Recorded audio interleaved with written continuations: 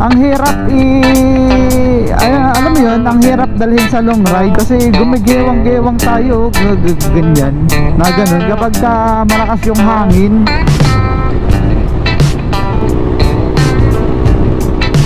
Siguro may isda dyan, no? Ito mo, gagalaw-galaw yung tube, yung ano. Ayan, di ko na nalinis. Tapos ngayon, oh. So, pag may nakita tayong pasiritan,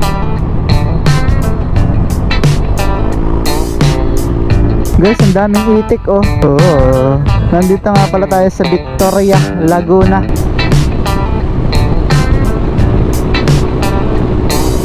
Ito yung mahirap, guys, no? Yung kalusong, tapos madulas yung kalsada, tapos kurbahan pa. Iwan kong tanaw dito, guys. Ang dulas ng kalsada, yung tsinelas ko dumudulas.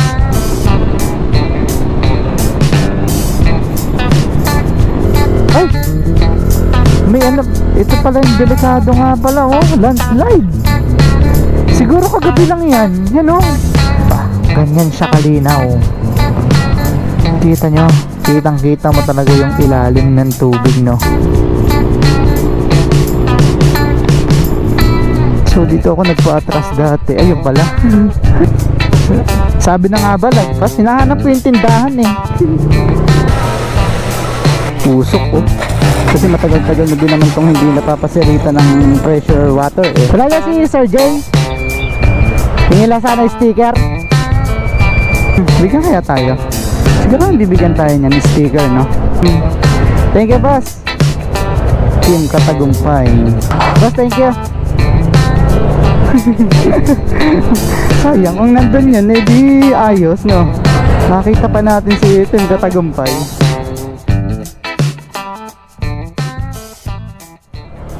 So guys, good morning sa inyong lahat. Time check 4:04 AM. Tayo ay papunta ng Lucban, Quezon para may pick upin na gamit at dalhin sa Alabang, Muntinlupa ata, guys. So may pinakausap sa akin si Brandon na dadalhin sa sa Alabang na gamit. Sabi ko, ba't di na lang na FLBC? Tapos sinusap niya tayo and Arkela ba?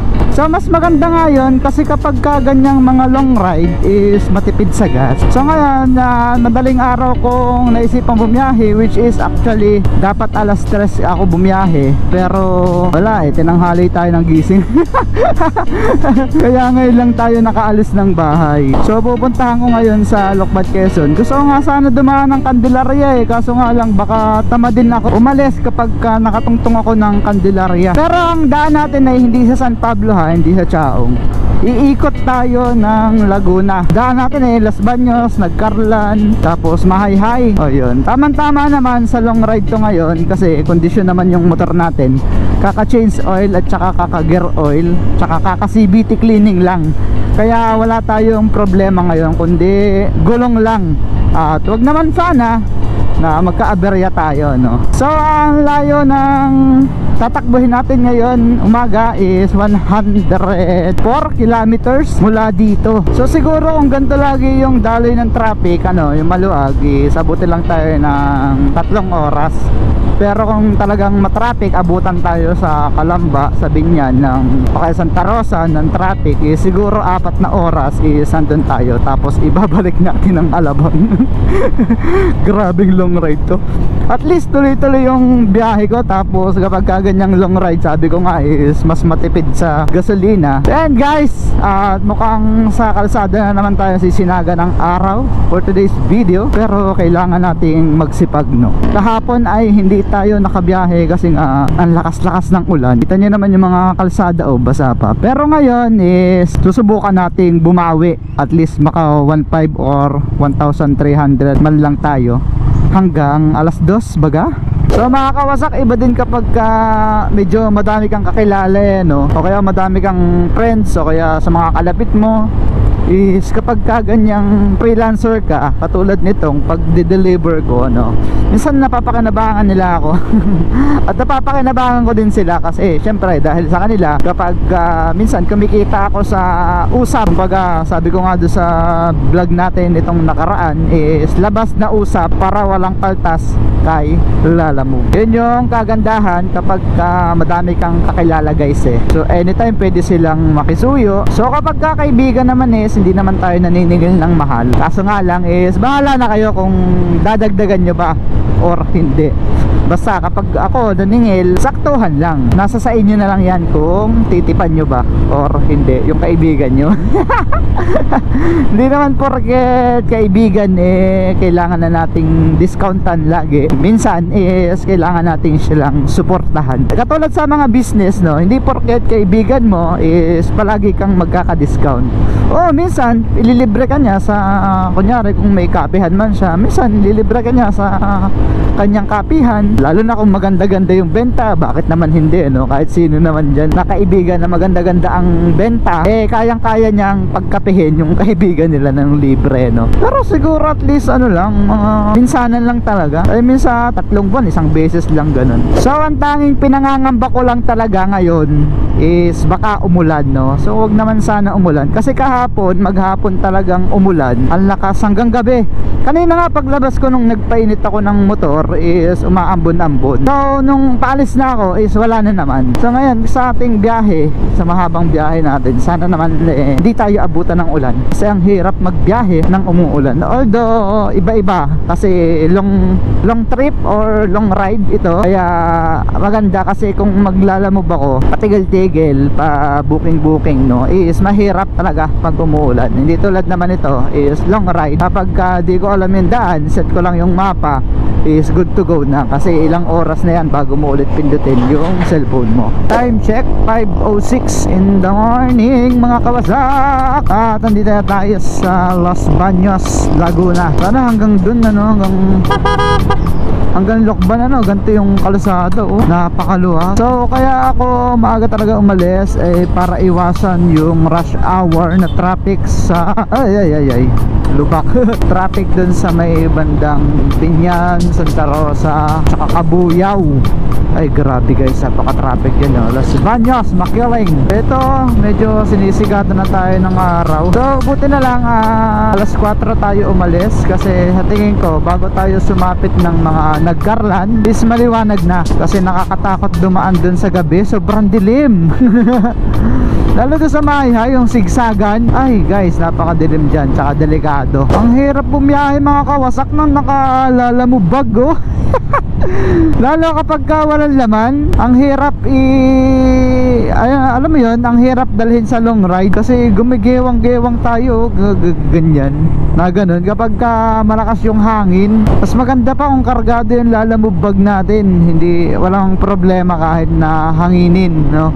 Pero pagka ganito na walang kalaman-laman is nahahampas tayo ng hangin. So guys, wala ba ditong goto kaya? Pwede na kaya goto, lugaw?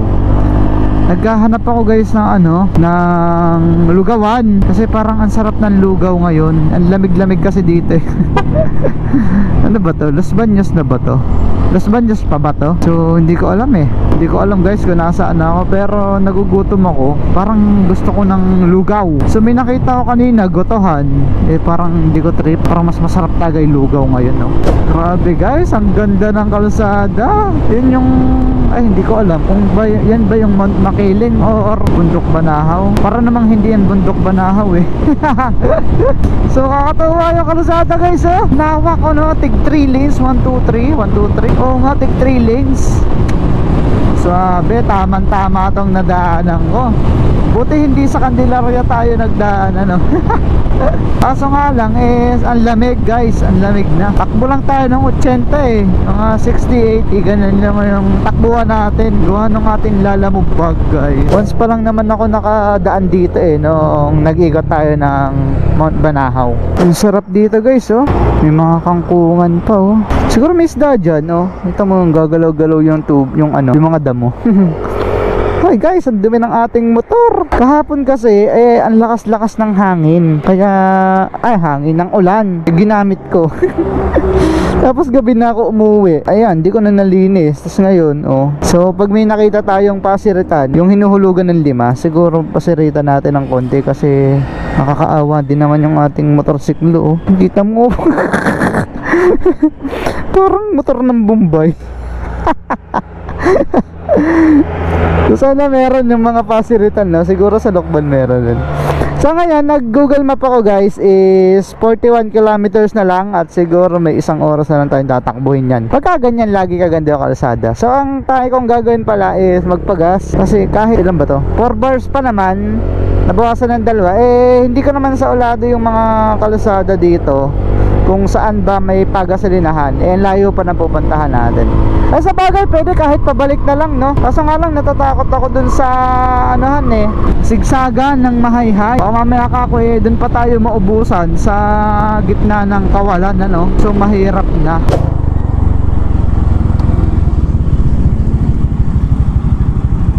Guys, ang daming itik, oh. Nandito nga pala tayo sa Victoria, Laguna. So yun ang palatandaan guys, pag nakita nyo na yung mga itik na yan, ibig sabihin nasa Victoria, Laguna na kayo. So ang lamig lang dito ha, grabe ba. Napasama pa ata yung pagkakape ko kanina guys sa bahay. Nagkape kasi ako bago umalis pero yung isang mug is hindi ko naman naubos. So parang ang hapdiin ng tiyan ko ngayon. So kailangan nating kumain So kaya na pa ako naghahanap ng lugawan. Ito ay pares. Ayoko naman magpares. Gusto ko lugaw. So humahapdi yung tiyan ko. Ang hirap lang kapag acidic ka tapos coffee lover ka. Ang hirap manimbang. Ano bang pipiliin mo? Kalusugan o kahiligan?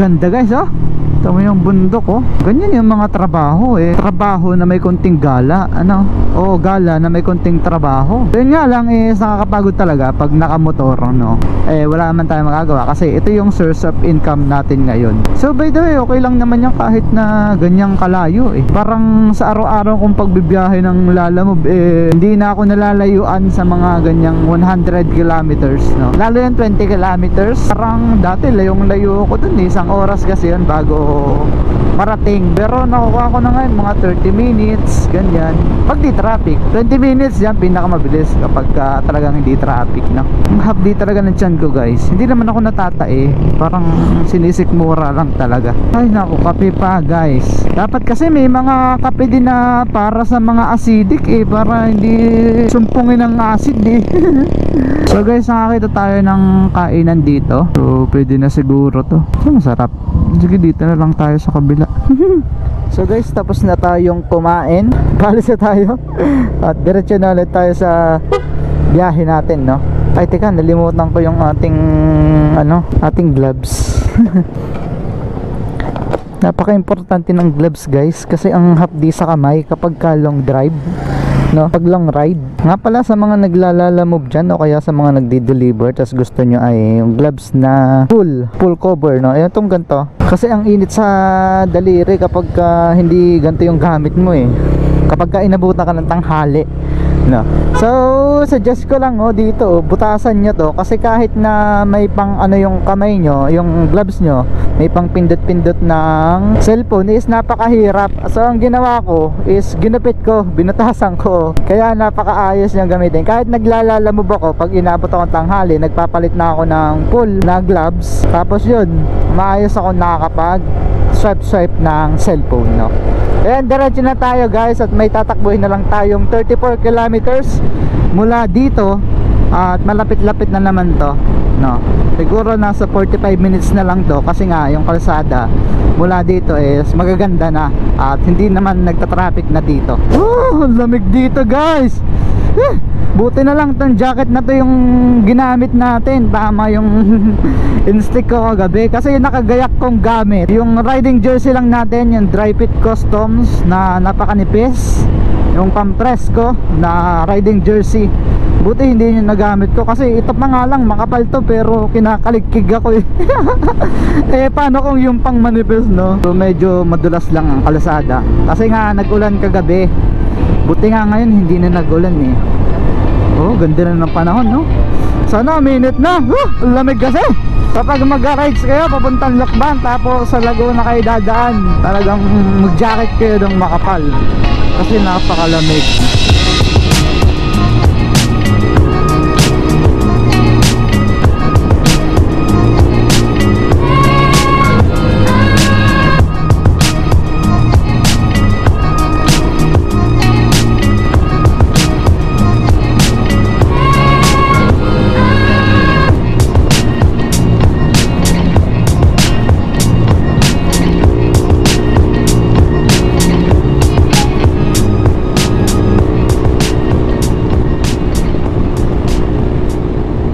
I love Panglan. So mga kawasak, nandito na tayo sa JJ Laguna or Mahayhay Laguna. Hindi ko alam kung anong tamang pronunciation nun eh. Kung JJ ba or Mahayhay, no? So inabot na tayo ng init, no? Ang sarap sa balat. So yun lang ang pagbalik natin. Nako, sobrang ng kainit. Ngayon nag-enjoy muna ako para mamaya pagbalik ko, kahit mag-suffer na ako sa edit, okay lang. Ito yung mahirap guys, no? Yung palusong, tapos madulas yung kalsada, tapos kurbahan pa. Nakakatakot. Sagana talaga tubig dito, oh. Nagsisilabasan, oh yun, oh. Dun, delikado yun, ha. Nagsisilabasan lang sa gilid-gilid yung ng bundok yung ano, oh, tubig. Ay, nakakatakot. Sama pa man din sa pakiramdam kapag nadulas yung gulong mo, no? Parang nakakataranta.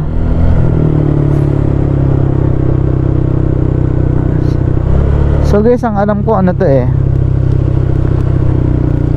resort ito nung summer, ha. Oh yan, no. Ay, sa kabila pala guys. Dito sa ano, ha, ano tang may falls pala dito. Falls ba to? Enjoy the Enchanted Falls of Mahayhay. Iwan kong tanaw dito guys. Ang dulas ng kalsada. Yung tsinelas ko dumudulas. Nasaan ang falls dyan? Ay, ito. Kita nyo ba? Yun yung maliit na yun, no? Falls. Yung tubig niya nanggagaling sa gilid ng bundok, oh. Ako yung nilalamig sa nakikita ko, eh. Ang linaw ng tubig. Kaya pala ang daming tao dito nung ano, nung summer, nung dumaan ako, ha. Sprite Falls ang tawag. Sprite Falls dito sa Mahayhay Laguna. Dami talagang falls ng Mahayhay, no. Ito yung nakakatakot, oh. Tamo, ayan, aray ko. May baging pa na ano, tamo. Pag sobrang lakas ng ulan, no. Oh, nagbabagsakan yung mga punong kahoy, tsaka yung mga kawayan, no. Ay, may ano, ito pala yung delikado nga pala, oh. Landslide. Siguro kagabi lang yan. Yan, oh.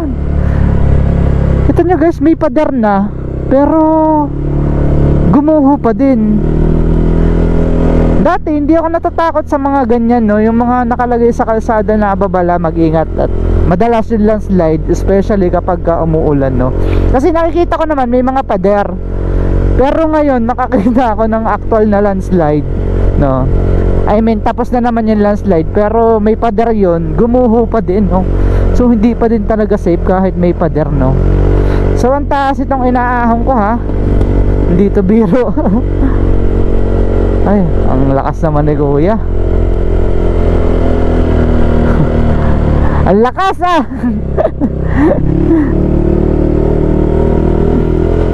So yun pala yung nakakatakot sa gantong kabundukan. Kinamahan ako dun, sa anong yun, sa landslide na yun.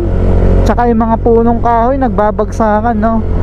Ay, alam ko na alam ko na ngayon sa susunod guys, na pagka sobrang lakas ng ulan is hindi ako dadaan sa mga gantong klaseng daan, yung may prone sa landslide, no.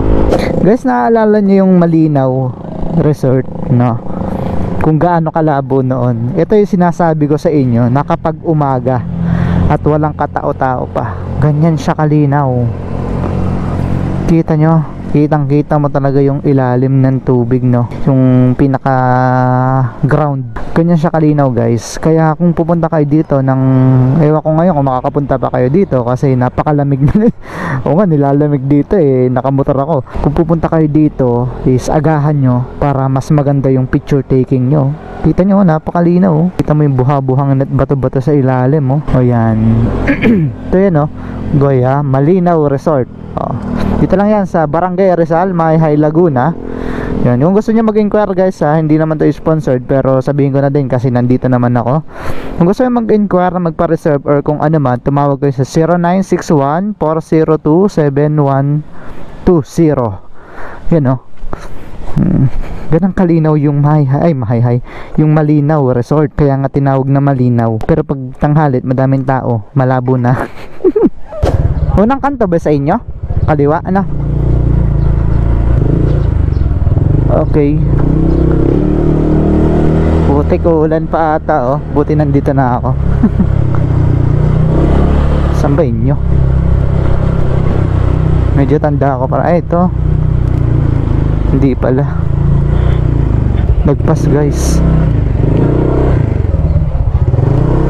So dito ako nagpa-atras dati. Ayun pala.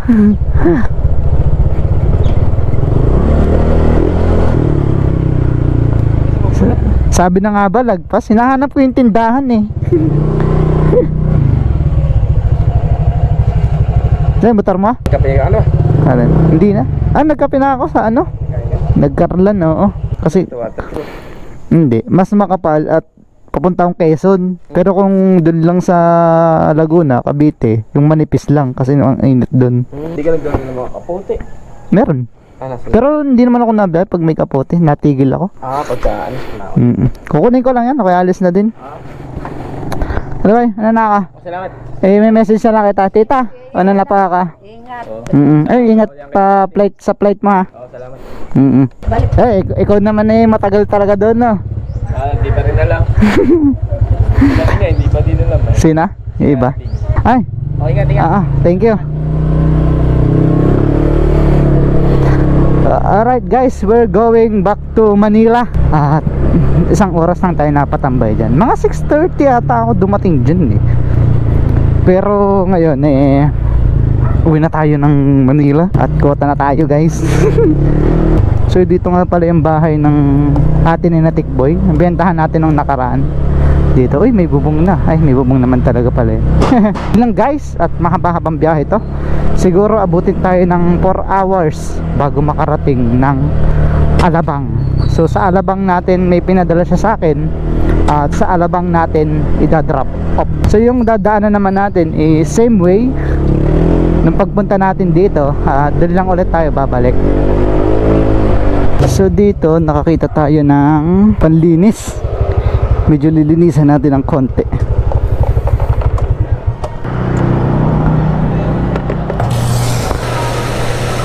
Usok oh. So linisan lang natin ng konti guys. Kasi matagal-tagal na din naman tong hindi napapasirita ng pressure water eh. Kasi sa apartment is timba-timba lang ako. Ilang minuto ba to? 3 minutes lang. Kailangan natin bilisan. Sayang ang magkano din yun no? 5 piso. So dito mag-ingat lang tayo sa pagpapasirit. Yung CBT natin baka mapasukan no. Tsaka yung dito sa may airbox.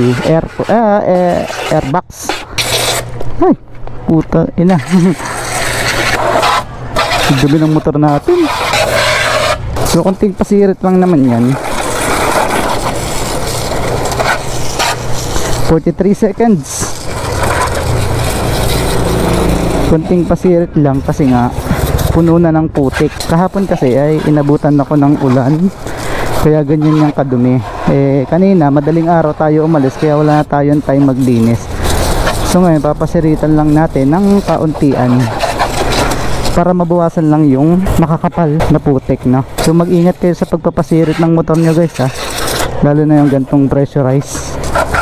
Kasi pasukan yung mga hindi pwedeng pasukan ng tubig. So guys, meron pa tayong tatakbuhin 59 kilometers. Medyo tutulo-tulo pa yung motor, pero okay na yan. At least na-wash out na yung mga buha-buhangin na. Tuloy-tuloy na to at ang tigil na natin ay sa Calamba. Kasi dun tayo mag-i-start maghanap ng booking papunta dito sa ating pagdadrop off nito sa may Alabang.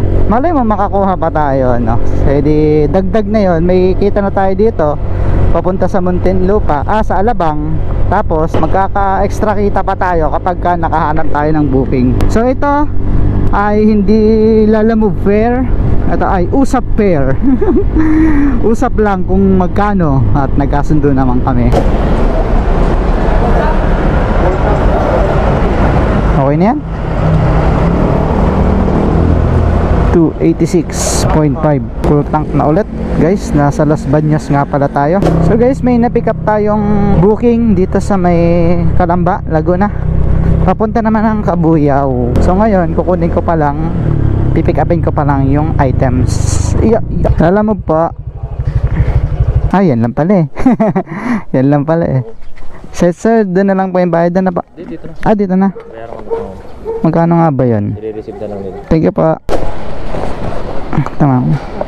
Thank you. Alright guys, naibaba na natin yung pinick up natin dun sa Calamba. At ngayon is diretso na ako siguro sa Alabang. Ay, hindi ko na picturean. Ang bobo ko naman. Diretso na ako sa Alabang para ibaba yung pinadala ni Brandon. At the same time, meron pa ang tatakbuhin 24 kilometers mula dito sa Cabuyao. So guys, nakita ko yung Team Katagumpay. So hahanapin ko nandiyan si Sir J. Ay wala ano.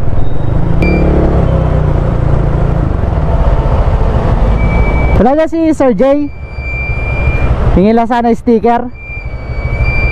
Bigyan kaya tayo. Siguro bibigyan tayo niyan sticker, no? Thank you boss. Team Katagumpay. Boss, thank you. Sayang kung nandun yan, di ayos, no? Nakita pa natin si Team Katagumpay. So thank you po sa sticker. Sayang di ko inabutan si Sir J. Sana next time, no, pagdaan ko dyan is nandyan siya. Makapag-picture man lang, no? Alright guys, nababa ko na dito sa condo. Ang taas Grabe, napakainit. Nakatatlong tigil ako mula dun sa Calamba kasi sobrang init. Nagpalit nga pala ako ng riding jersey. Hindi pala effective yung makapal na jacket kapag ka mainit, no? So sobrang parang yung katawan mo is lalong umiinit kapag ka yung cotton ang isinuot mo, yung medyo makapal. Although hindi siya masakit sa balat, pero yung init na napoproduce gawa ng araw is napakatindi. Kaya nagpalit ako nitong riding jersey para at least presko man lang, no? Kaso nga lang, ramdam mo dito minsan yung pagkainit ng araw. Pero kapag ka naman, nananakbo ka is hindi na. Tsaka madaling mawala din yung init ng katawan mo dito, Kaya ang ganda din ito. Masakit siya sa balat pero all goods naman pagdating sa heat ng katawan, no? So yun lang mga kawasak. Di ko na talaga kaya. Sobrang inaantok na ako. Kaya ko pa naman umuwi pero hindi ko na kayang magpasikot-sikot pa. Kaya ngayon ay dediretso na lang ako guys sa apartment para makapagpahinga. So sa booking nating isa, tapos arke lang isa is sobra-sobra sa kota na. Kaya okay na lang din na umuwi kahit na medyo malayo-layo, almost 20 kilometers pa uwi ng apartment, is hindi na ako naghanap ng kasabay, no?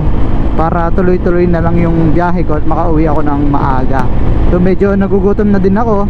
Sayang naman kung ikakain pa natin sa labas yung kinita natin. So yan lang guys, no? So napaka swerte kapag may ganito tayong booking na hindi naman actually booking, arkila, usap, labas na usap. So bukod sa wala nang kaltas nilalamove, nasa sayo kung magkano ipipresyo mo, no? So ngayon kinuha natin siya sa Lucban, Quezon. Almost 180 kilometers yung tinakbo natin papunta na doon mula sa apartment hanggang Lucban, Quezon, tapos papunta doon sa drop off location. So dito sa may Alabang, 180 kilometers. So meron tayong kinitang 1,500. Tapos naggas ako kanina almost 300. So hanggang ngayon full tank pa naman yung bar natin. So siguro magagastos nito pa uwi ay half liter or 0.300 o kaya 300 ml lang na gas. So all goods na. Pagpalagay na kumita tayo ng 1,200 plus 60, ay magkano ba? Plus 90 pesos, di 1,290. Pagpalagay na 1,300 sa atin na yon. So sige, kaltasin na natin yung 100 para yung gas natin mula dito sa Alabang pa uwi ng apartment. Pagpalagay na 1,200, nagsimula ako ng alas 4. So ngayon mag-aalas 12 na, quarter to 12. Siguro makakarating ako sa bahay ay 12:20. Sa mga ganong time Kasi kita niya naman yung kalsada, oh, ganito yung dadaanan ko. So hindi nalugi sa ganong kinita ko ngayong araw. Kaya lang guys, no? So bukas ulit tayo bibiyahe. Kaya lang guys, ride safe sa inyong lahat. At kailangan ko talaga umuwi kasi nanghihina na ako. Kailangan ko na magpahinga.